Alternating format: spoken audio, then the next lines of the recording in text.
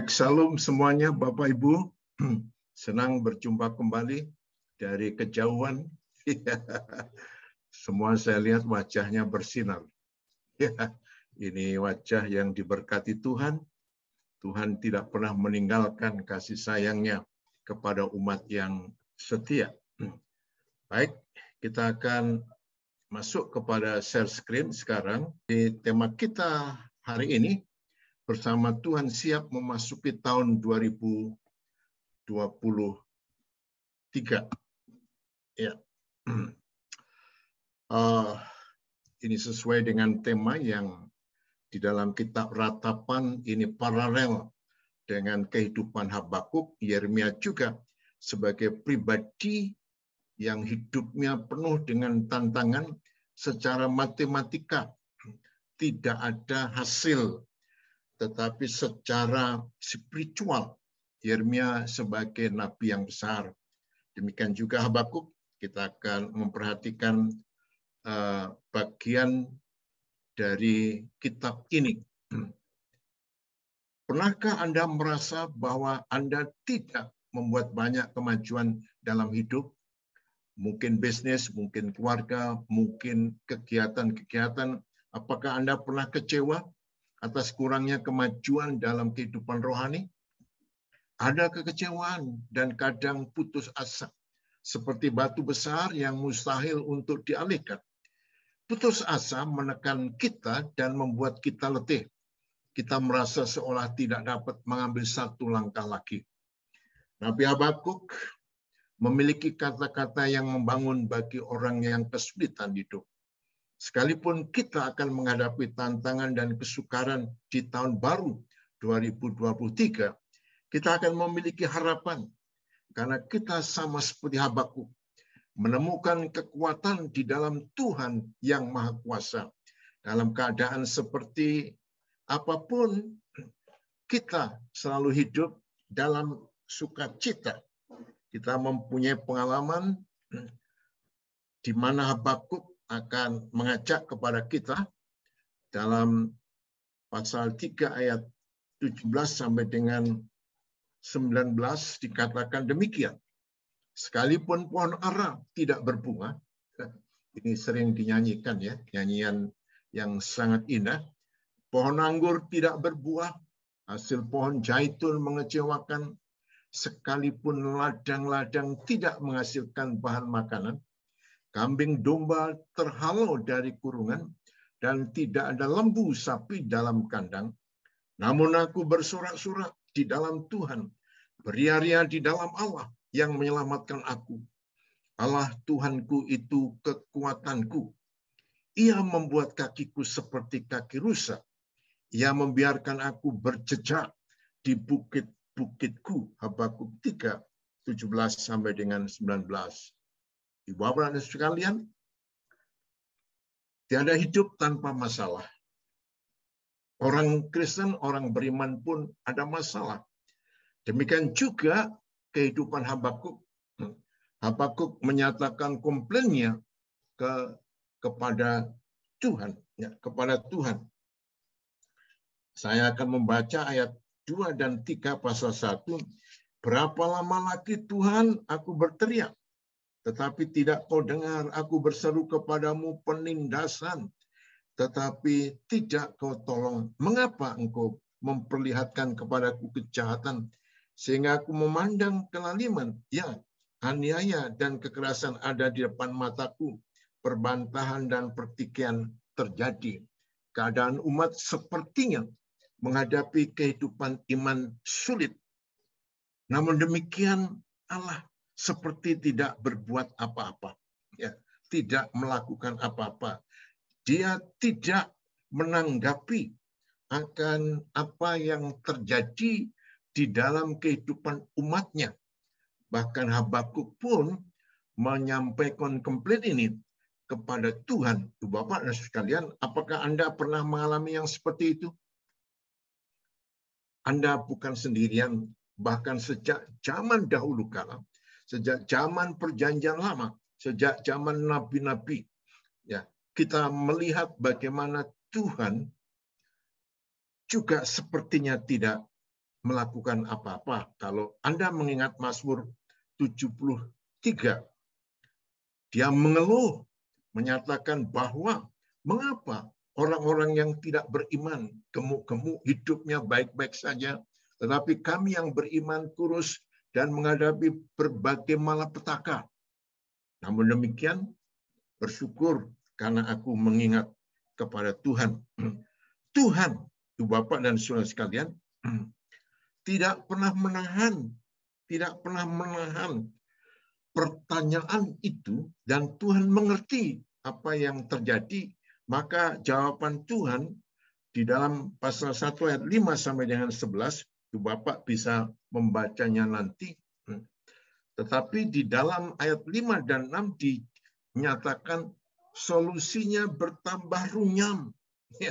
Bukan solusi, tetapi semakin hebat kekurangan penderitaan daripada umat Allah itu, ya, umat Allah itu, sehingga kedatangan daripada musuh-musuh yang menindas, yang mengacaukan, yang menjadikan penderitaan itu, Bapak dan Saudara sekalian, sangat-sangat lebih lagi, ya, lebih lagi penghukuman kepada umat, seolah-olah mengapa Tuhan menghukumnya melalui mereka yang tidak beriman.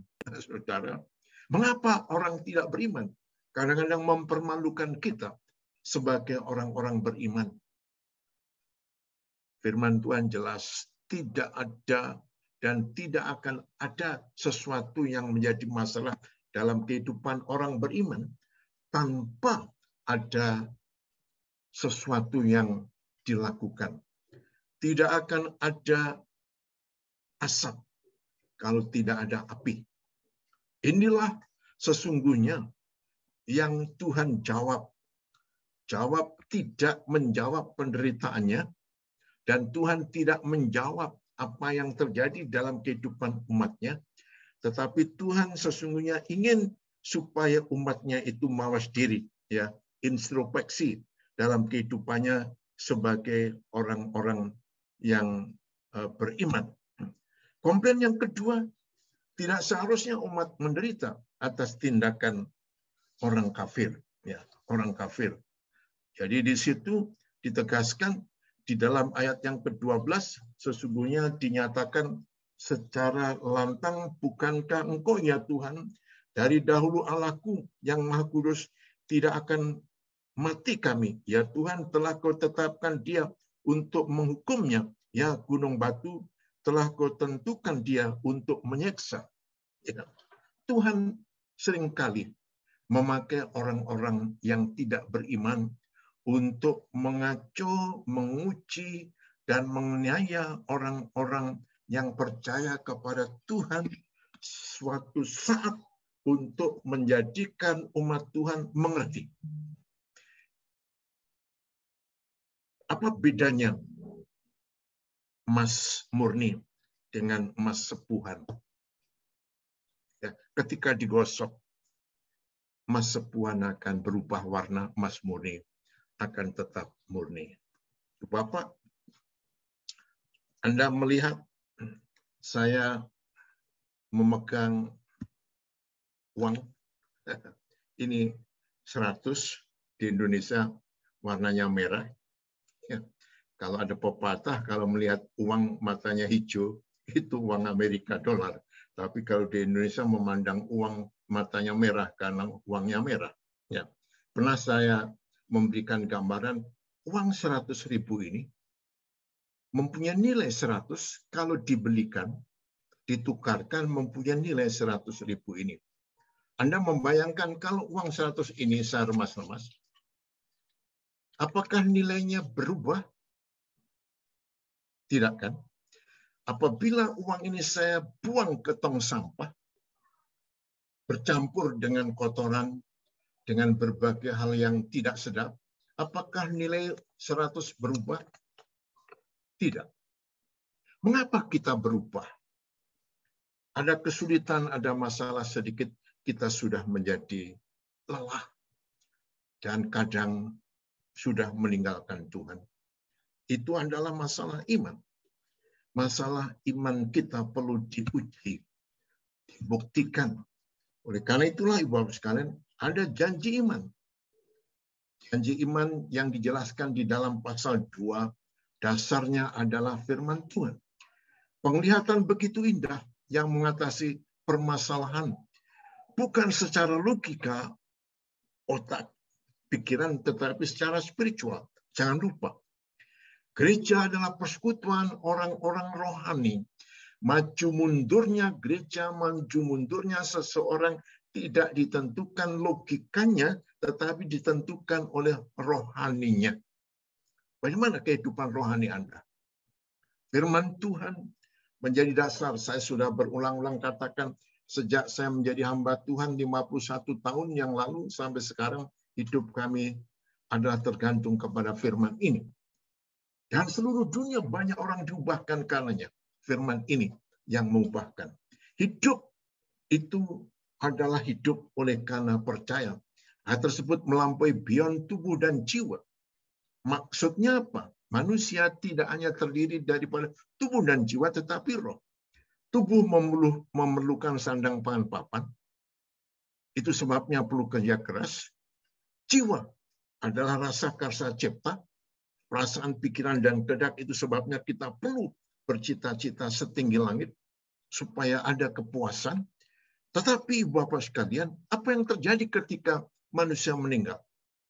Tubuh dan jiwa kita sudah tidak berdaya.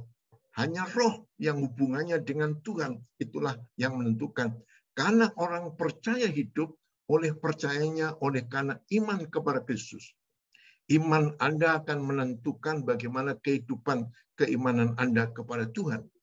Oleh karena itulah Ibu Bapak sekalian, iman berdasarkan kebenaran firman Tuhan, bukan berdasarkan janji, jaminan duniawi, politik, dan sebagainya. Tapi firman Tuhan yang dikatakan ya dan amin. Inilah merupakan pedoman kehidupan yang diikuti, yang dihidupi, dan bahkan orang rela berkorban bagi kebenaran firman ini. Hidup bagi masa depan, dikatakan mereka yang hidup oleh iman kepada Kristus akan menerima kehidupan baru sekarang dan seterusnya. Saya pernah katakan kehidupan kita secara rohani mempunyai kesamaan dengan kehidupan bayi yang lahir, yang asal-usulnya adalah spermatos, yang dalam pengertian ketika anak lahir mempunyai DNA yang sama dengan orang tuanya. Ketika kita lahir baru mempunyai DNA yang sama dengan Allah. Itu sebabnya kita mempunyai kehidupan yang baru sekarang dan seterusnya untuk hidup bersama-sama dengan Tuhan. Dengan Tuhan. Dan kita lihat produk daripada iman. Doa penuh iman. Doa pribadi maupun syafaat. Saya pernah katakan tahun 95, saya sakit keras karena kerja terlalu keras. Waktu itu saya menjabat sebagai Direktur STI Cabang, membuka berbagai kota di Indonesia, sekitar 15 kota. Pulang KO. Ya. Terbaring kena jantung, lever, dan ginjal. Pada suatu saat istri saya datang. Istri saya dulu perawat. Dia tahu, mengerti bagaimana kalau orang mau meninggal. Dia hampir panggil anak-anaknya. Tapi ketika mau panggil, dia melihat saya, mata saya terbuka. Lalu saya bertanya, di mana orang-orang itu? Loh, nggak ada orang. Saya bilang, tadi banyak orang berkata tidak boleh, tidak boleh. Saya hanya berpikir banyak orang mendoakan saya. Doa bersama diperlukan. Tetapi doa pribadi penting. Bapak, pada Oktober yang lalu, mungkin Anda tahu bahwa saya operasi. Ya, operasi.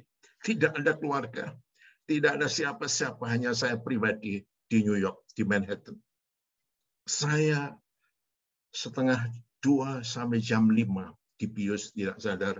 Lalu sadar setengah 6, dan saya kembali. Sepertinya saya tidak dioperasi.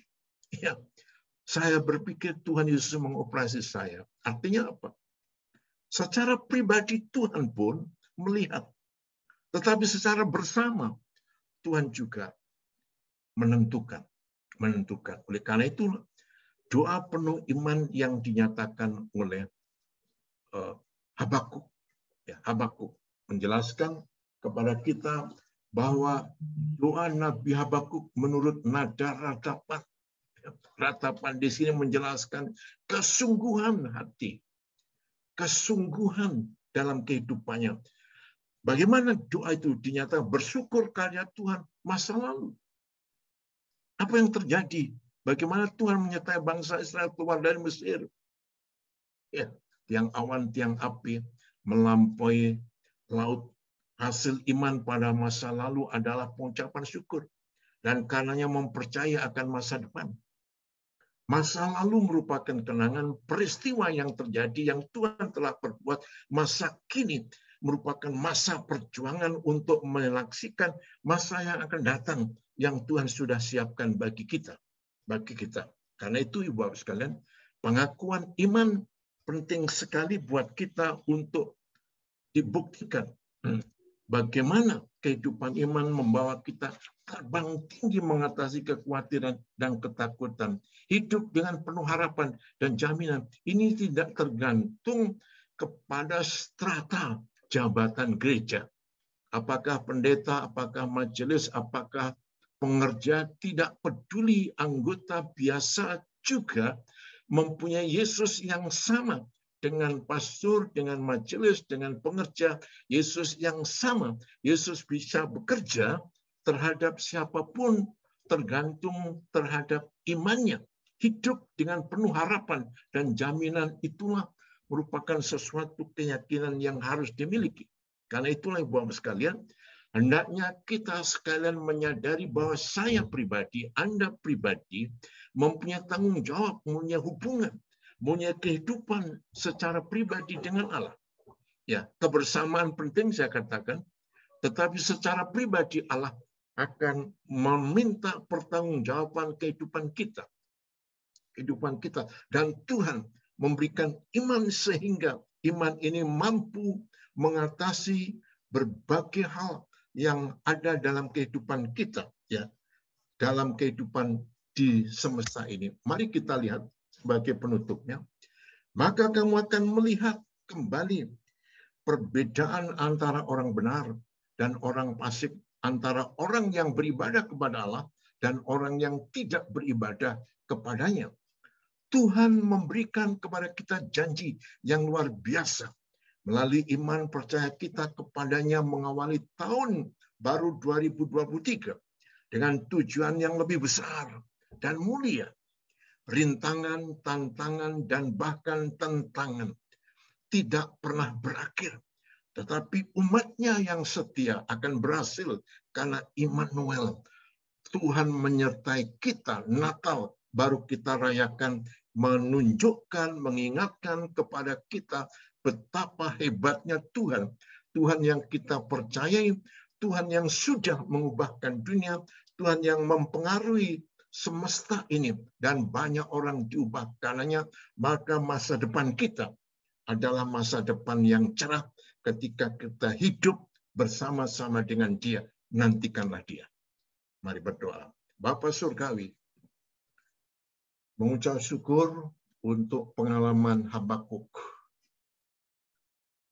Persoalan kesulitan masalah tidak akan pernah terlepas sekalipun buat orang yang percaya. Tetapi orang percaya akan menghadapi situasi seperti itu, dan imannya akan membuktikan dalam kehidupannya, supaya keteguhan hati, ketekunan kesetiaannya akan semakin bertumbuh bagaikan emas yang diuji dengan api. Bukannya hanyut dan hilang, tetapi semakin mencorong, ya, berkilauan. Itulah iman yang diuji berbagai keadaan yang mungkin sulit. Tuhan tambahi iman seperti kata Rasul-Rasul kepada Tuhan Yesus, demikian juga umatmu di BMCNY ini. Tuhan tambah iman hidup dalam tahun 2023 merupakan tahun yang cerah. Karena Tuhan tidak pernah meninggalkan umatnya, dan Tuhan berjanji, aku menyertai kamu sampai akhir zaman. Inilah Tuhan doa kami dalam nama Tuhan Yesus. Amin.